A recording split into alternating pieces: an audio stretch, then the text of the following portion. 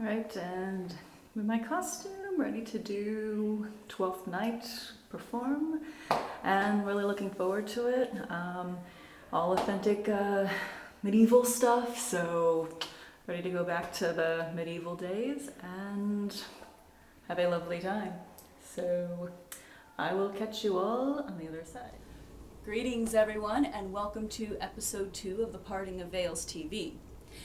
Now, as I stated in episode 1 last week, The Parting of Veils TV, it is my brand new web series, and it will accompany my online webzine of the same name, and it will be covering a broad range of topics, from the more abstract independent artists to certain events in history, things in history that aren't typically covered by the mainstream, and hopefully give people a little bit of a broader perspective of certain events that occurred throughout our human history.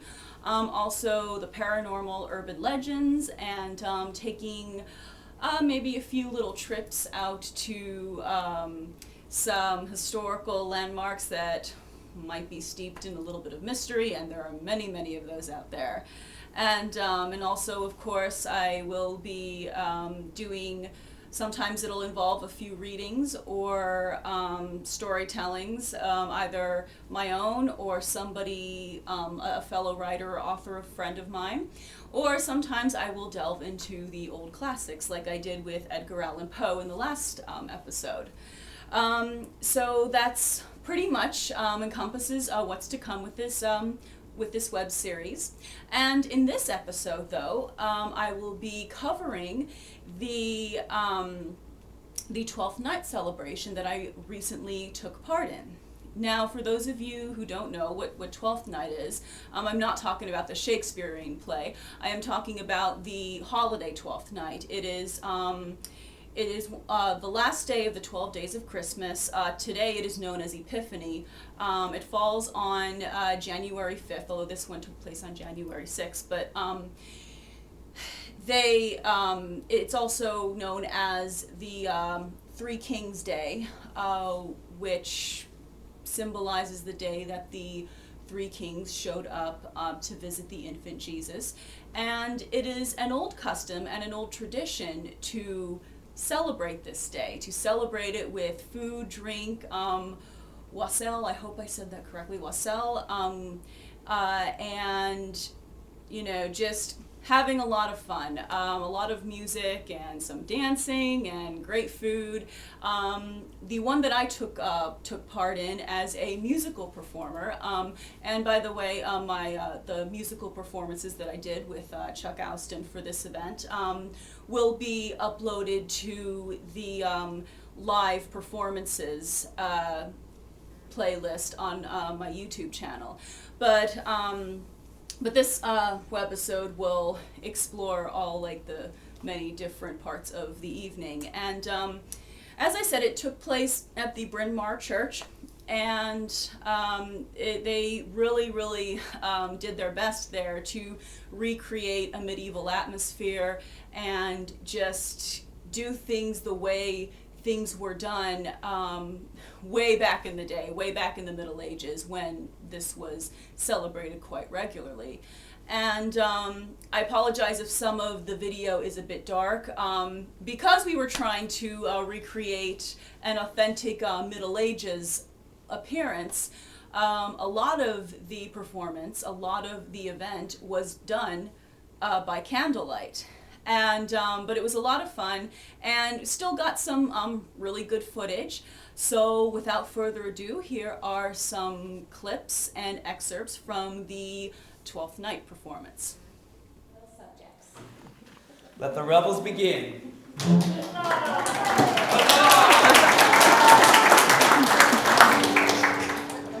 Now to begin tonight, the song that we've actually used at the very first 12th Night, many years ago, in 1989, we did this song. We did it in 1990. We did it in 1991. It's called We'll Sing Hallelujah, and I've given you the chorus.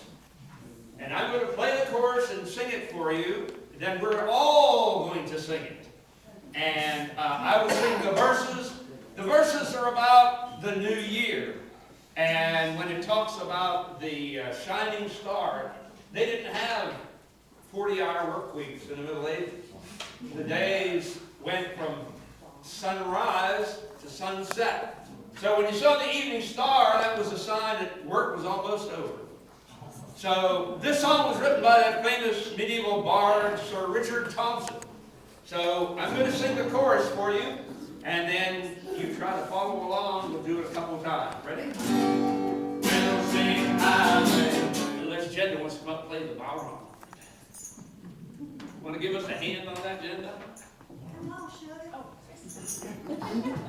She plays the ballroom, the Irish drum. Jeddah Domaraki, give her a round of applause.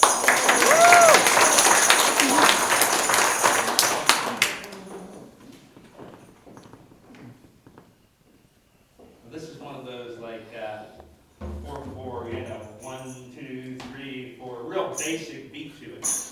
But anyway, on All Souls Day, which is November 2nd, they would bake these cakes in the British Isles called soul cakes. And they were to commemorate their loved ones who had passed on in the year that went before. And so they made these cakes on All Souls Day, but they kept them till 12th night. So this song is about eating 6-week-old cookies. You've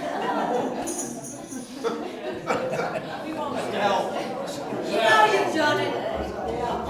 So anyway, the chorus goes like this, and what it has verses to it, but we're going to do the chorus, and that's why I want you to sing. So we're going to teach you the chorus this one.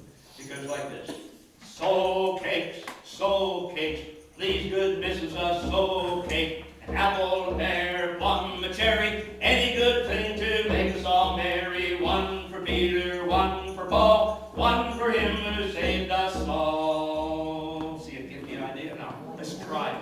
Ready? Soul cakes, please good Mrs. a soul cake, an apple, a pear, a plum, a cherry, any good thing to make us all merry. One for Peter, one for Paul, one for him who saved us all. A soul cake, please good Mrs. a soul cake, an apple, a pear, a plum, a cherry, any good thing to make us all merry. One for Peter, two for Paul, one for him who saved us all.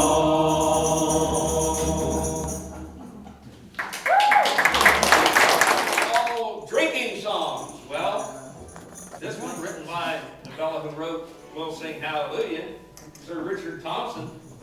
He wrote this one.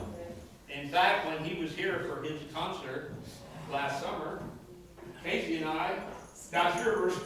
We were waiting for the concert to start. Rain delay. And there was a rain delay, so we just started singing this song, and People started coming around and hanging out and clapping. It was great. it was wonderful. But anyway, this is a song called Down Where the Drunkards Roll, and it's a warning against strong drink. So this is how it goes.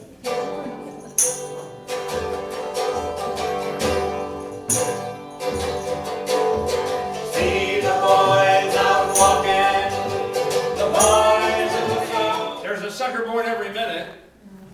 He used to have in his circus these performers, and he said they were the beautiful Circassian women who supposedly are the most beautiful women on earth. And they found out later it was all big fraud, that no Circassian women were in his circus. But he used that, and so I was telling everybody, oh, we got a Circassian dance. And most people didn't get it. They didn't know that there are Circassian people. They live in the Caucasus Mountains, but they never came over here and joined the circus. So right now, I'm going to play this song. It's called Lorata. It's an Italian medieval song, and Pixie's going to dance with the scimitar, the Eastern sword. And it's all black and sooty because generally, I don't have a sword without a wick. Generally, when I dance with this sword, it's on fire. But we can't have We fire. can't do that here because the stones are very low. So we're going to pretend. I want you to see, imagine. It's got a flame on it, and it's very dangerous.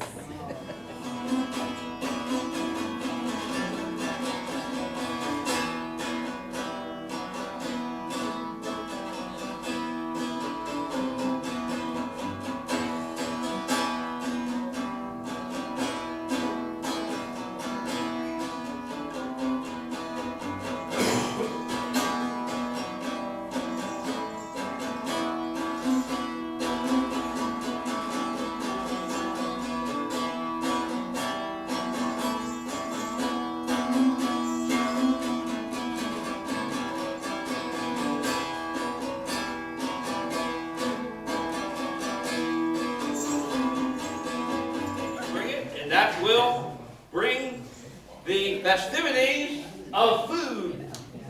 So we're going to, after the king and queen have their first taste of the wassail, and they approve it hopefully to us, we will have a word of prayer for the food, and we will begin. But in the meantime, before anything else, I'm going to give Casey the magic hat.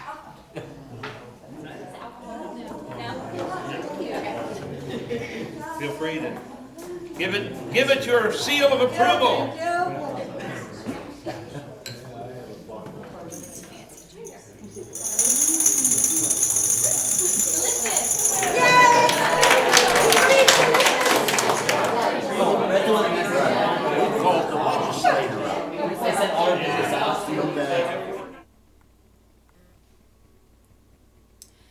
Well, I hope you enjoyed that footage, and hopefully it gave you maybe just a little bit of an insight of how things were done back in the day, and how Twelfth Night was celebrated as far back as the Middle Ages. And it was definitely a lot of fun participating in that. I was very happy, very honored to do it.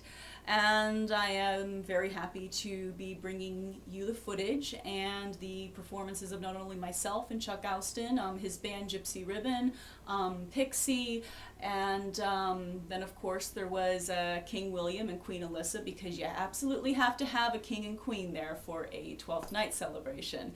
And I got to sit next to the king and queen, and it was fabulous, sitting next to royalty, and yeah, Lady Barbara. And if I'm forgetting anybody, I promise I will put you, I will give you credit in the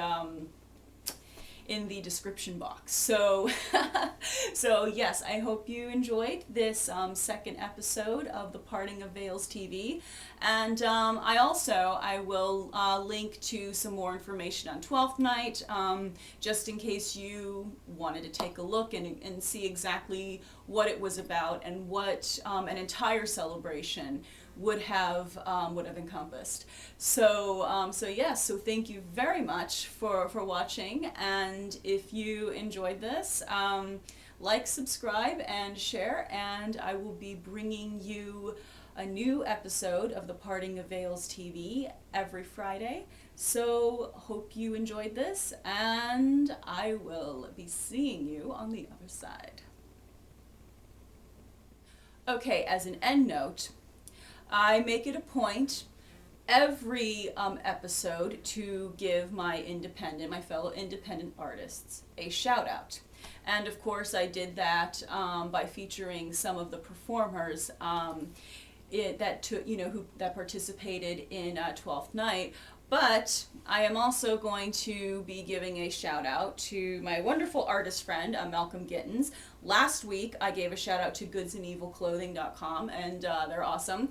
And Malcolm, he did the art for this shirt. It's the Crimson Ghost. And the Crimson Ghost, it was a TV series back in the 1950s, and he does awesome art based on all the Universal monsters, and then some different hauntings from the 1950s, 1960s, and maybe a little bit into the 1970s. But yes, check him out. I will link to him also in the description box below. And thank you very much, and I will see you all next week.